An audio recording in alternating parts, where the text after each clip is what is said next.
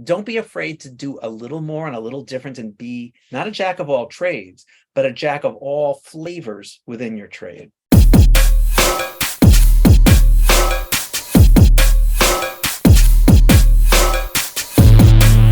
Hello, profit first entrepreneurs and thought leaders. I am so excited today. We have a very special guest. His name is Milo Shapiro. Milo has a little bit of a different background. He actually has a background in information technology. And it was interesting because in 2020, he decided to pursue his 10-year passion, which is really related to business practices as well as business development.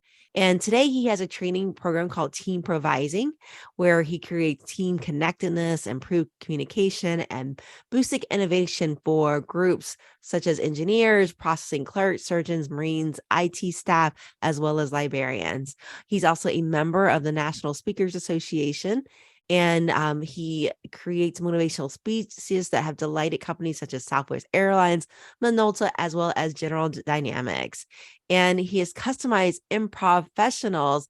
That's a dual keynote that he has created, which really shows the use of 10 improv games to prove 10 points related to sales, management, teamwork, and other topics. And in 2004, Milo launched the coaching side of his business called Public Dynamics, which helps individuals become more prepared, polished, and powerful upon that platform, including CEOs at Sharp Healthcare.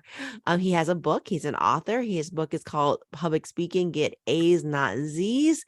And he provides a fresh voice on this old topic. So please join me in welcoming Milo Shapiro to the platform. Hey, Milo, how are you doing today? Good. That was really well done. That was a lot to cover. So congratulations. Well, one Yeah. correction in there. You said I started my business in 2020, which so we're used to saying I started my business in 2000. So I've been at this for quite a while. Yes, that is a very big difference. 2000. Yeah. So congratulations on that, Thank you. above that 20-year mark then in your business. And surviving 2008 and surviving 2020. So those are big landmarks I've gotten through. So thanks for that. Yeah. Maybe we can talk about how you did that too. I'm sure a lot Yeah. of our guests are quite interested in that. So you've got a bit of a different background, right? Yeah. Coming from IT, transitioning into national speaking, and now on the coaching side. Tell me how you evolved into this. And a lot of how it evolved is based on the fact that I have the mindset of an improviser. Improv teaches us to say what is, what comes next. Now what is, what comes next. I'm in business 22 years and I'm yet to have a business plan because it's just how not the brain of an improviser works. So the history is this, as you mentioned, I was in IT. That was my career. I was in a cubicle. For those of you in IT, COBOL, CICS, DB2, real old world stuff. And during that time, I discovered improv and fell in love with it. I was spending all my weekends and my evenings, even vacations, traveling to study with masters in Calgary and San Francisco and Los Angeles, Seattle. So that was my passion. But who quits an IT job to do improv? That's crazy. Well, around 97, when this thing called websites started, someone popped into my cubicle and said, hey, check out this website someone told me about. It's for a company somewhere on the East Coast, I think it was Maryland, that was using improv for team building. And I was like, I stopped immediately what I was doing, went over to this website and saw, oh, that game does teach listening skills. That game does teach building on each other's ideas. That's not a good game to teach supporting each other. A better game would be, and I just kind of sat there and made my own little list at my desk of, if I ever did a team building course, what games would I do to help business professionals become better at what they do from playing improv and learning? And then I stuck it in a drawer because, again, who quits their IT job to do that? Well, in 99, they offered a quarter of the company voluntary separation packages. And it was one of those moments of, ooh, it was a decent amount of money to go. And that's one of those deathbed things where you're either going, what if? Should I have really stayed in a job I found completely non-satisfying? I was good at it, paid well, but what if? And I decided I couldn't live with that. So I took the voluntary separation package and started my company, Improv Ventures, and started doing team building events using improv games. And it was a lot of fun. And people kept saying, this is powerful stuff. That last game, that's what happens in our staff meeting. That's what happened to my client last week. And we get to process work things through the games. A lot of team building out there is a lot of fun. And then what do you do with it 2 days later? What did you learn from that picnic? Probably nothing. But the improv seems to last, and I get word back from managers that it changed the feeling of the team. So that's all I was going to do with my company, team building events with improv. Well, people in the courses started saying, this is really powerful stuff. you should do this with bigger crowds, not just 10, 15, 20, but like 100, 200, like a motivational speaker. And I said, well, you can't just call yourself a motivational speaker and come and teach 200 people a game and not give them any feedback. But I was at an improv conference and said that to someone, and he laughed and said, you don't know who I am. I said, no, I just know you play for the Las Vegas team. He said, I'm also the president of my chapter of the National Speakers Association. And yes, you can do this in a keynote setting. Join your local chapter, learn how. So over the next year or so, I developed a keynote program called We Gotta Fail to Succeed, about not having to be perfect all the time and taking chances to learn from the mistakes along the way. Because improv at best should succeed 80% of the time. If you're not failing 20% of the time, you're probably not taking enough chances. So I developed this keynote and I got audiences playing these games with me, and they started having fun, and it woke up the conference, and people wanted to talk to me afterwards about it being a very different way of thinking. And my business shifted. I became an 80% speaker, 20% team builder. That was okay by me. I was having fun with the speaking. About a year or two of that passes, and then I noticed people start lingering after my speeches, saying, hey, would you work with me on my speaking skills? Would you come in and work with my staff on that? And at first I kept saying, no, I've had lots of training from Toastmasters and National Speakers Association, but I've never been trained to help others, just to train myself. But enough people started asking, and one guy was really insistent. He said, I really think you're the one who should help me. I said, well, okay. So we worked together. We looked at some old VHS tapes of his, and I said, I can see about 3 things you're really doing wrong, and we're going to drill you on that. And he went back. He was selling on QVC. They said he wasn't selling enough. They were going to drop him. And that was 90% of his business, so he couldn't afford to be dropped. And instead of not selling enough next time, he sold out his entire product line in 5 out of his 7 minutes. They had 2 minutes of dead air they didn't know what to do with. And afterwards, they said, you were completely different on camera. What'd you do? He said, I hired a coach. And I was like, oh, maybe I should be doing more of this. Added it to my website, started networking, telling people about it. Vroom. Now I'm about 70% coach, 20% speaker, 10% team builder. So it wasn't the business model I would have planned in 2000, but I love it. It's so rewarding to help people and watch them go, I went in and I did it and I got the right questions and the time flew by and I got applause. I don't usually get applause. And so it's wonderful helping others, much as I enjoy doing it myself. So that's kind of the how it all came to be. I love it. And what a time to pivot to 2020. I mean, I know Yes. a lot of speakers really were challenged during that era because, people weren't allowed to meet. So, that kind of makes sense that you had that change that happened during that time. So congratulations for making that pivot The there. pivot toward coaching happened in 04 or 05. That wasn't in 2020. But in 2020, the big pivot was going from 10% Skype, 90% in person to 100% Zoom. I mean, who uses Skype anymore? But that's where I had been then. And now, even locally, I'm San Diego based, but my clients are everywhere. But even for my San Diego clients, they say, do you really want to meet in person? Is there a reason to? Because there's so many things we can do in this format that don't work as well in person. I can put up modules. I have access to my whole computer. There's things that are actually better to teach here, but even more important than that, and you working with me, I mean, we're on Zoom right now, obviously, the skills that we learn for Zoom transfer to in-person very easily, but the skills we learn in person don't necessarily transfer back to Zoom. We all remember how bad people were at Zoom through the first half of 2020, and now people are better at it. So not that I'm going to work with you, but if I were working with you, Susanne, and you had to give a speech in person afterwards, those skills transfer really well. But it's harder to get people to be good here. And that's why working here seems to work really well. No, I love that. Definitely. So tell us about improv. I'm curious about using improv to really build team skills. Tell me a little bit. Sure. When I started studying improv, which was just for fun back in 1990, yeah, it was 90. I started looking around the class thinking, oh, well, there's going to be a lot of wannabe actors in here. And I don't know if there was any actors in there. It was lawyers, it was managers, it was teachers. And when I asked them why they were here, they said, I want the edge. I want to be a little bit better than I either was or than people around me, especially lawyers, to be able to think on my feet quickly, build on ideas, adjust when things change. All of these are things that I'm saying are things that happen in the job on the day-to-day basis, things shifting. How do you adapt?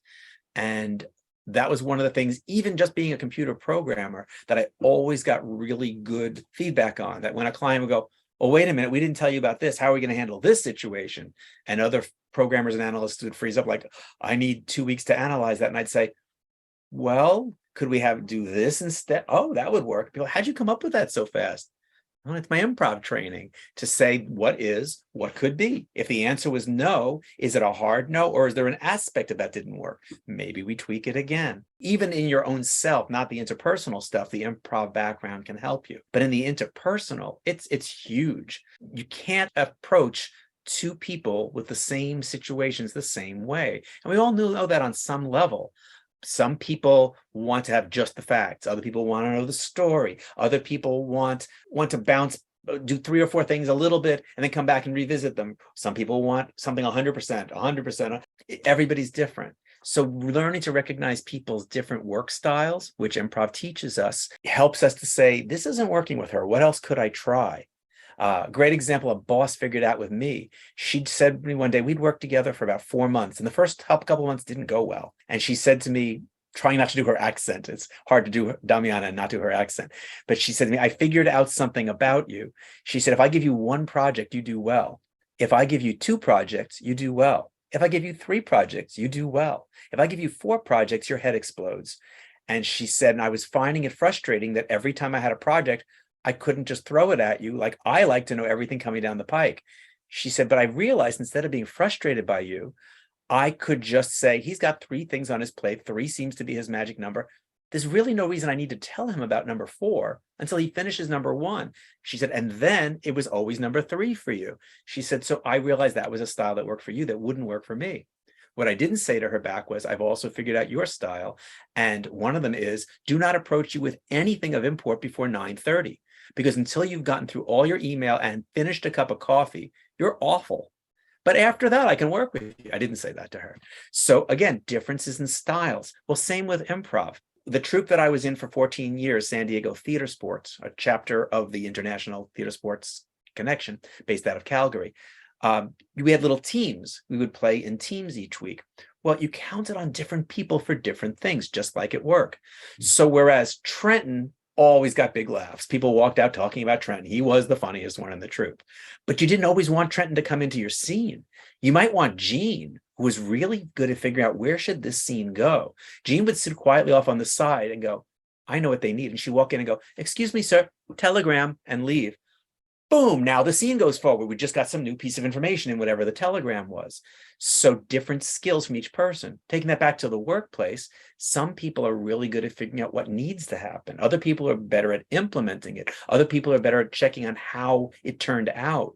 So rather than criticize everyone for not having all those skills, how do we figure out how to balance it so we make the most out of it? And then let's say you're a better person at implementing, not so good at the checking up on it. But if you know that and we can discuss it without feelings being hurt, then I know as your coworker to go, hey, how's it going with the checking up on it thing? Did you do this? Did you do this? Remember your last that? And you go, ooh, I forgot that last time. Thanks.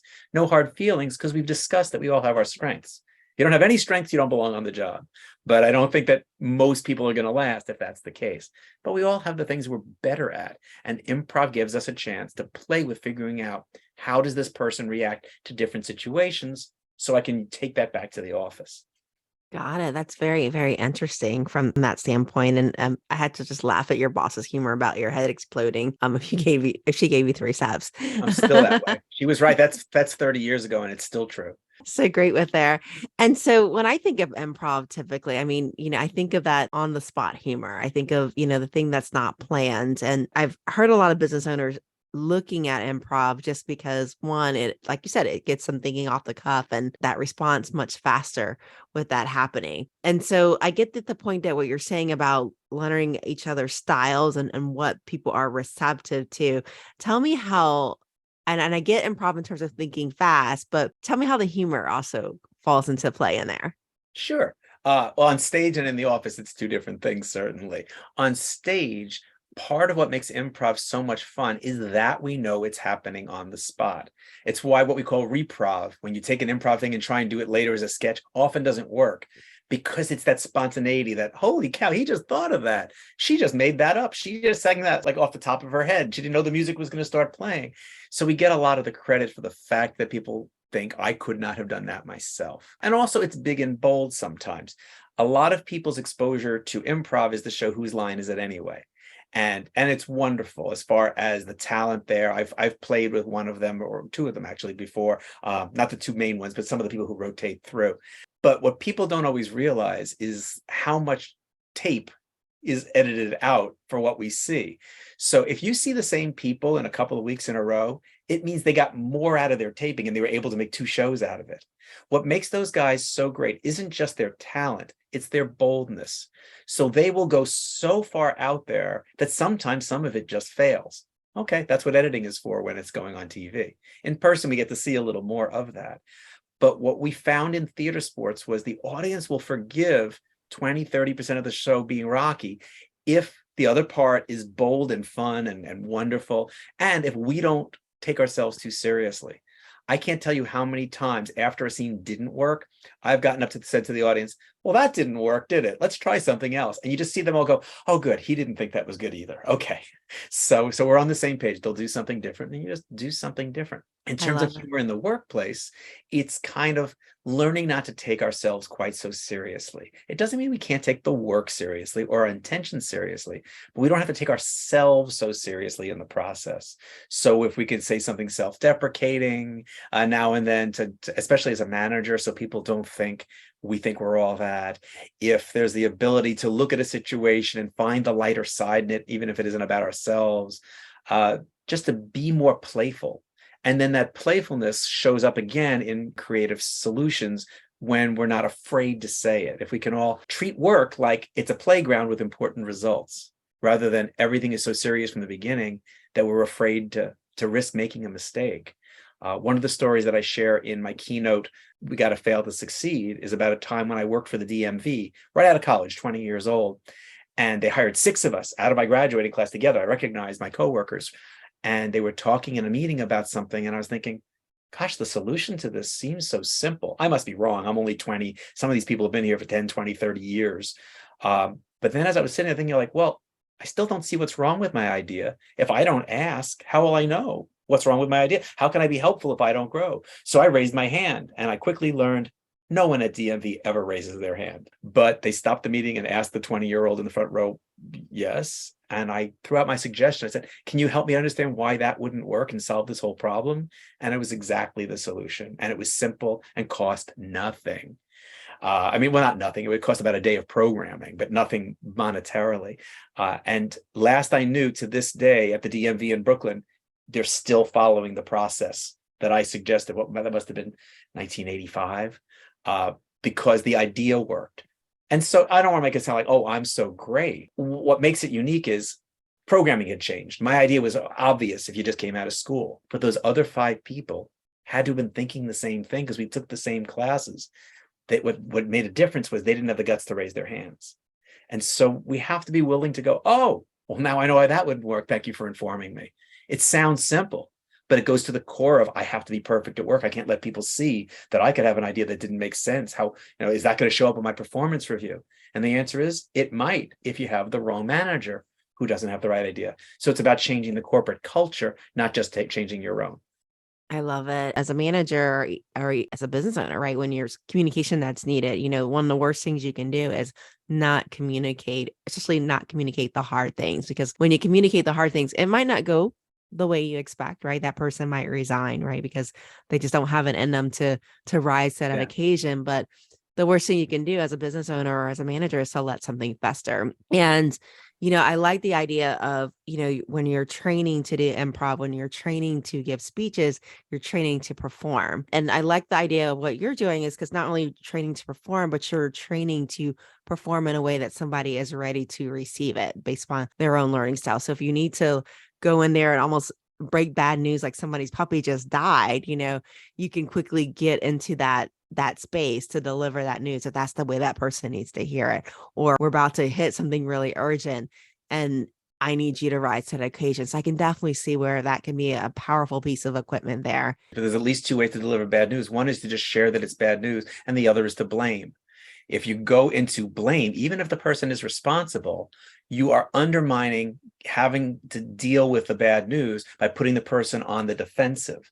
So by going in and going, we've got this problem. It's happened out there, da, da, da, da, and you're the only one right now who'd be able to fix it. It came from the fact that you did da, da, da, da, da, and I understand why you did. That made sense at the time.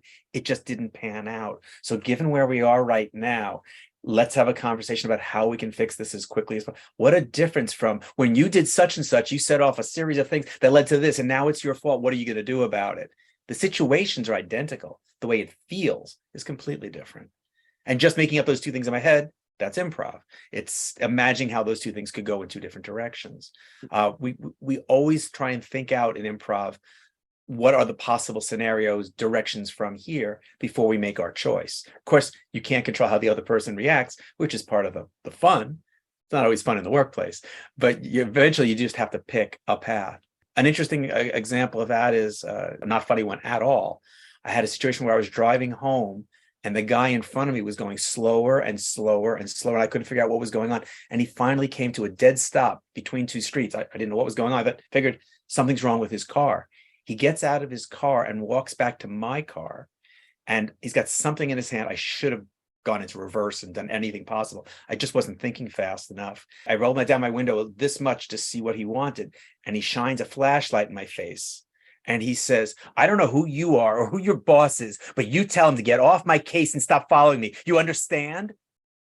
Clearly someone who was out of their mind, either it was drugs or just schizophrenic or something. And so improv brain kicked in. And in a matter of about 2 or 3 seconds, I played out, what if I say this? What if I say this? What if I went through about 5 or 6 different things, which was going to lead to the safest possible outcome for me on this. And I went with looking at him and saying, got it. Okay. Which might seem like, oh my God, you just confessed to following him.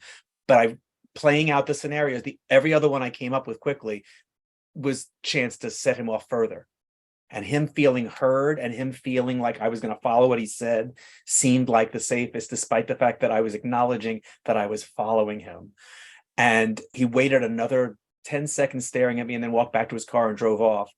And I turned up the next corner, even though it was the wrong direction, and circled the block 3 times before going home, because what if I accidentally followed him again? And that was the improv mindset, was what can I figure would possibly come out of this? It's not something people usually think about with improv, but we retrain our brains to think different ways than everything we've ever been taught about. Plan and follow your plan.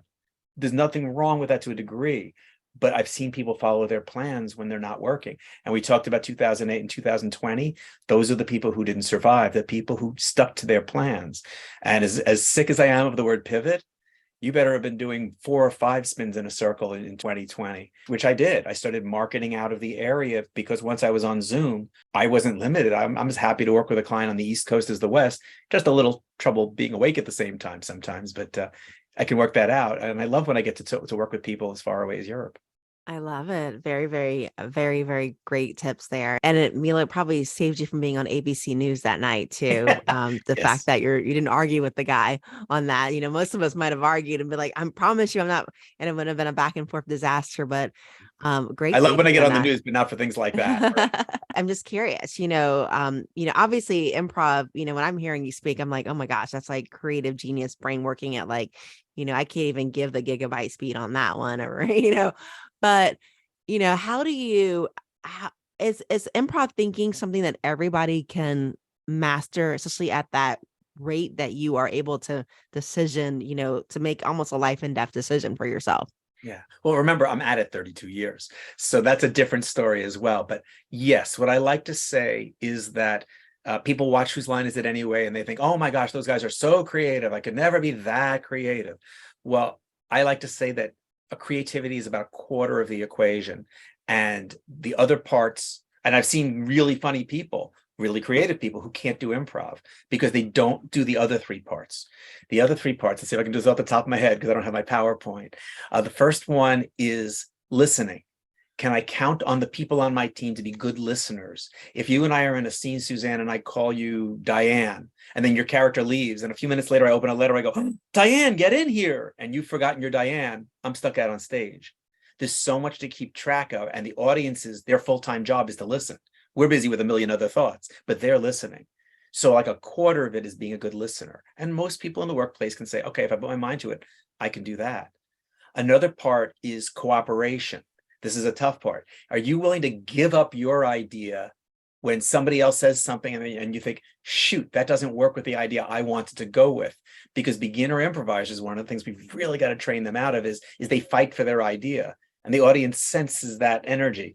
So even if my idea was way funnier and had way more potential than yours, if you say something that doesn't work with mine, my absolute job is to drop my idea and say, how do I make Suzanne's idea, or what did I call you a second ago? Diane's idea as good as it can be, to take it to that next level, because that's the idea. So are you willing to cooperate? And I've seen people blow their auditions by trying to show off how funny they are. And the reasoning they don't get in is that wasn't cooperating. So that's the second one, listening, cooperating. The third part is commitment, also tough. The average improv scene, just like on Whose Line Is It Anyways, 4-5 minutes. And sometimes for the first minute and a half, nothing funny is happening. You just want to kill yourself. But then something happens and you build on it and you build on it. It ends up being the funniest scene of the night. And it looks like that first minute and a half was just there to set up. So you've got to be willing to stay the course. We've all been on projects where you could say, if I could turn back time, I would never have joined this project, but there's no getting off it now. So you committed, you buckled down, maybe you put in a little overtime. And in the end, it was a solid B-. It wasn't everything you wanted it to be, but you got it done and everyone's congratulating themselves. And if you hadn't committed to it, if you just bailed on it, well, then it would have been all that wasted time and effort. So if you're willing to listen and cooperate and commit, you're 75% of the way to being a good improviser. And that last 25%, the creativity, is in each and every one of us. That's what I do in the team building. And when I teach improv classes, I teach people how to tap into what's already there. And the games help bring it out. And the fact that it's not all on you makes it so much more, because you only have to react to the last thing you heard. And something that might seem innocent to you might get a huge laugh, like, oh, was that funny? Okay. Oh, yeah, they're giving me credit for thinking about that on the spot. So that's a part of it too. And then there's the energy of the team. I tried stand-up for a while, and although I was pretty good at it, it felt too isolated, too lonely. There's something about that wonderful energy of succeeding or failing together with your teammates that brings about the joy. People sense that joy. It makes it more fun to be there. So the funny just kind of happens. I love that. That's the funny just kind of happened. So really it comes down to being a good person, right? Being able Yeah. to listen, right? Being able to not always have to be right, and being committed to, being able to have a really wonderful show, in this case, or work together, is really what it's all about. And then I guess, you bring out that natural that everybody has. So Yeah. very interesting, because I know, especially early in my career, I remember like sitting there in rooms and going, I want to put my hand up, or my hand went up too slow. They didn't notice me, and I didn't get to say what I had to say. And, it's great because improv, being able to think on your, and just, hey, it's more important just to say it, right? Yeah. Even if it's not funny, even if it's not the right thing, just say it, just to get it out. It gets over that shyness that I think a lot of people struggle with. In the long run, we almost always regret what we didn't do more than we did do. What's the worst that can happen if you ask a question and it wasn't a great question? But I can't tell you how many times people come to me after meetings back when I was in IT and said, I'm so glad you asked that, Milo, because I was wondering the same thing too. Why does it always have to be me? I always feel like, oh, here he goes again. But I am asking the questions that other people are thinking, because it's the thing the person didn't explain clearly enough or say enough about. It's finding that boldness and realizing, got nothing to lose by. They always say that, one of the best things about turning 60 and 70 is you stop caring what other people think. What if you taught yourself that at 30? And you had the rest of your life to be in that and live in that, not care in terms of stepping on people's toes, but just not to worry about them judging you for having an opinion or having a question or sharing an idea. And I think that companies appreciate places where everything constantly feels like a bit of brainstorming happening.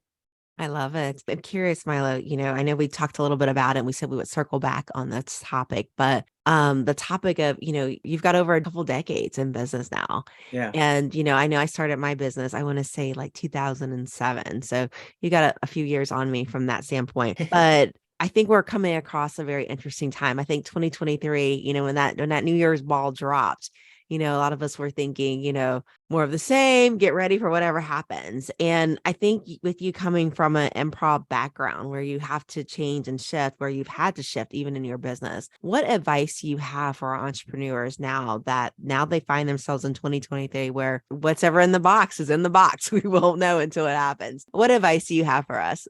I would say, if you are someone who's working a business plan, don't give that up. But when opportunity presents itself, take a breath. Don't immediately say, this doesn't fit in my plan, or, oh, shiny penny, because I get into that. I definitely have spent too much time on a tangent going, why am I doing this? I'm missing the core of what I do. But as you heard the story, the evolution, that was over about 4 years. It wasn't a week that I went from mostly team building to mostly speaking to mostly coaching. And if I hadn't listened to Court when he said, please, I really think you're the person who should coach me, what did I have to lose by it? 2 hours, 3 hours?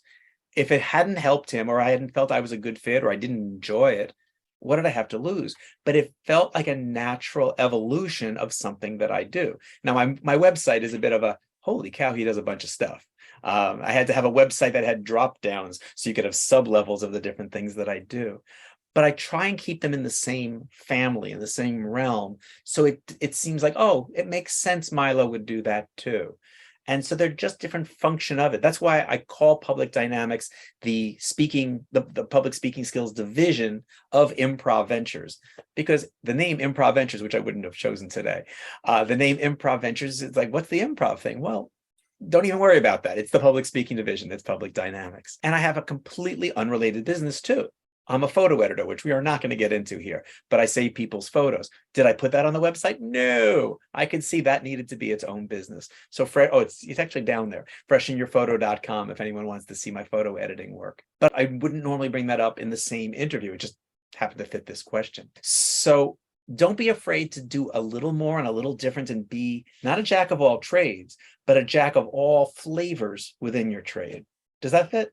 It does. It does. So really it's about, not throwing the baby out with the bathwater. So not necessarily giving up the business plan that you've created and the things that you've built, but being open to new opportunities and being open to exploring that if that fits into the realm of what you're doing.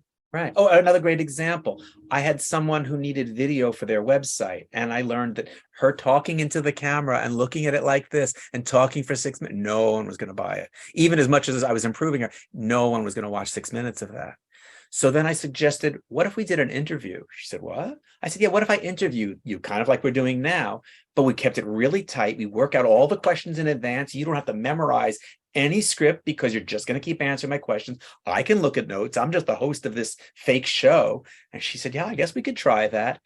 Boom, another little side business for me, businessadvantage.xyz, where now people come to me and I learn about their business and I interview them about it.